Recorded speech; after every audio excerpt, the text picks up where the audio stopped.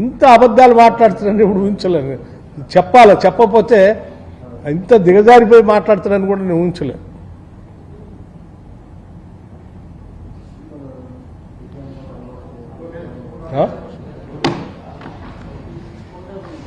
రణరంగం చేస్తున్నా అంటే రణరంగం చేస్తా అంటే నువ్వు రణరంగం చేస్తా అంటే చూస్తూ ఊరుకోవటానికి ఎవడు సిద్ధంగా లేడు. నీ రణరంగాన్ని ఎట్లా కంట్రోల్ చేయాలో మాకు తెలుసు.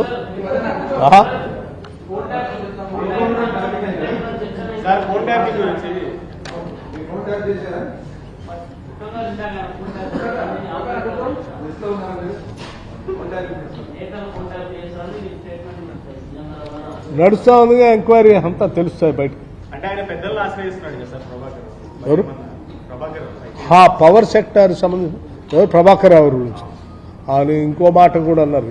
ఇంకో ఆ ప్రభాకర్ రావు ఈ ప్రభాకర్ పవర్ సెక్టర్ గురించి మాట్లాడుతూ నేనంతా టెక్నోక్రాట్స్ పెట్టాను, వీళ్ళు వచ్చి అంతా పనికిమాలిన ఐఏఎస్లు పెట్టారు, అందుకే పవర్ ఎట్ అయిపోయింది.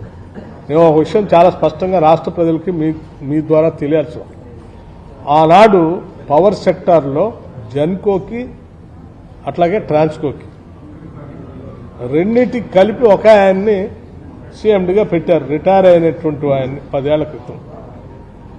ఆయన టెక్నోక్రాట్ కాదు, అకౌంట్స్ ఆఫీసర్. సో ఇది కూడా మార్చేది కాదు కదా, ఒక నిమిషం, ఇది కూడా మార్చేది కాదు. ఆయనేం టెక్నోక్రాట్ కాదు, అకౌంట్స్ ఆఫీసర్. అకౌంట్స్ ఆఫీసర్ని నేను టెక్నికల్ ఆఫీసర్లు పెట్టి నడిపించానంటున్నాం.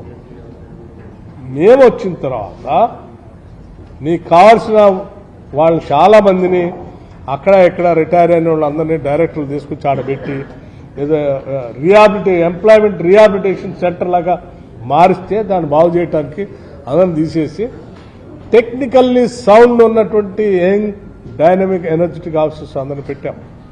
ఇవాళ ఎస్పీడీసీఎల్లో కానీ ఎన్పీడీఎస్సీల్లో కానీ ఉన్న సీఎండీలు ఇద్దరు కూడా highly qualified, not only IAS, ఐఐటీలో వాళ్ళు ఇంజనీరింగ్ చేసినటువంటి వాడు,